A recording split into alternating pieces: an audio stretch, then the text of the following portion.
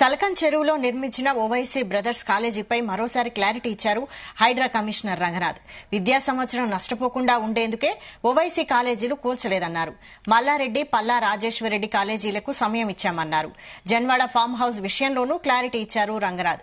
Janwada farm house చెరువు buffer జోన్లో లేదన్నారు. 111 జీవో కిందకు వస్తుందని చెప్పారు. ప్రభుత్వ ఆస్తులను పరిరక్షించడమే హైడ్రా లక్ష్యమన్నారు రంగనాథ్.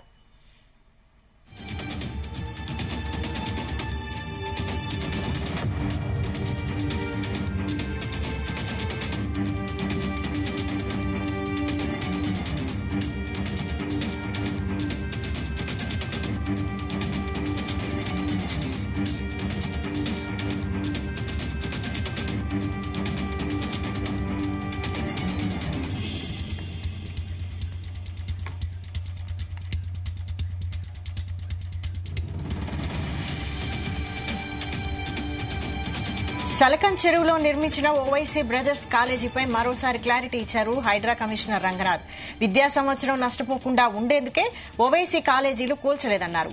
ఇదే అంశంపై మరిన్ని details crime bureau chief Raviteja అందిస్తారు. రవితేజ, ఇంతకు ముందే మున్సిపల్ అధికారులు హైడ్రా కమిషనర్ నిర్వహించినటువంటి మీడియా సమావేశంలో ప్రతిసారి ఓవైసీకి చెందినటువంటి భవనాలు మాజీ మంత్రి మల్లారెడ్డి, అనురాగ్ యూనివర్సిటీ పల్లా రాజేశ్వరరెడ్డికి చెందినటువంటి వాటి భవనాలని ఎందుకు కూల్చట్లేదంటూ కూడా పదే పదే ప్రభుత్వాన్ని, అధికార యంత్రాంగాన్ని, హైడ్రా కమిషనర్ ని కూడా నిత్యం తలెత్తేటువంటి ప్రశ్నలు ఇదే అంశంగా మారిపోయింది. దీనిపైన ఈ రోజు హైడ్రా కమిషనర్ స్పష్టమైనటువంటి క్లారిటీ ఇవ్వడం జరిగింది.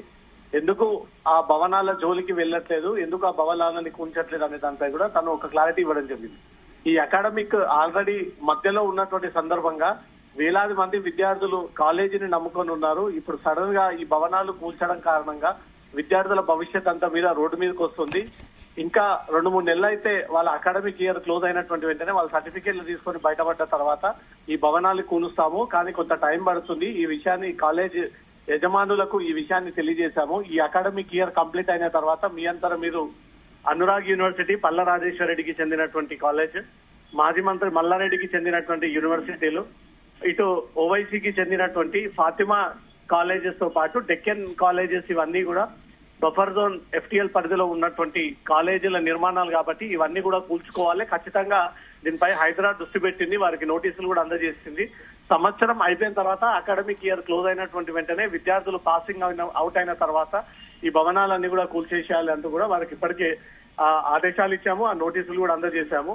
ఇక్కడ రాజకీయ పరంగా ఉన్నటువంటి వ్యక్తులకు హైడ్రా ఒక రకంగా, సాధారణ వ్యక్తులకు ఒక రకంగా వ్యవహరిస్తా ఉందంటూ ఏదైతే కొన్ని అపోహలు క్రియేట్ అయ్యి హైడ్రాపై నమ్మకం పోయే విధంగా వ్యవహరిస్తా ఉన్నారో దానిపైన హైడ్రా కమిషన్ ఒక క్లారిటీ ఇస్తూ చిన్న నుంచి పెద్ద దాకా ఎవరైనా సరే ఇల్లీగల్ గా FTL ప్రాంతాన్ని, బఫర్ జోన్ ని, ప్రభుత్వ ల్యాండ్స్ ని, నాలాలని ఆక్రమించేసి అక్కడ నిర్మాణాలు చేపట్టారో వాళ్ళపై చర్యలు తప్పనిసరిగా ఉంటాయి.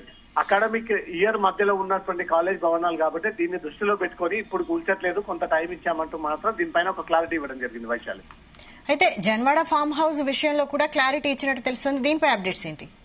Janwada farm house KTR political influence use చేసి జన్వాడ ఫామ్ హౌస్ ని కూల్చుకోకుండా ప్రయత్నాలు జరుపుతా ఉన్నాడు అంటూ కూడా ముందు నుంచి ప్రచారం సాగుతా ఉంది. దానిపై కూడా రంగనాథ్ ఒక క్లారిటీ ఇవ్వడం జరిగింది. జన్వాడ ఫామ్ హౌస్ అనేది ఇల్లీగల్ స్ట్రక్చర్ గానీ FTL బఫర్ జోన్ లో నిర్మాణం చేపట్టినది కాదని, అది 111 జీవో పరిధిలో ఉన్నటువంటి కన్స్ట్రక్షన్ కాబట్టి 111 జీవో పరిధిలో ఏ ఒక్క భవనాలు నిర్మాణం చేపట్టకూడదు అనే దానిపై కూడా స్పష్టమైనటువంటి గైడ్ లైన్స్ ఉన్నాయి.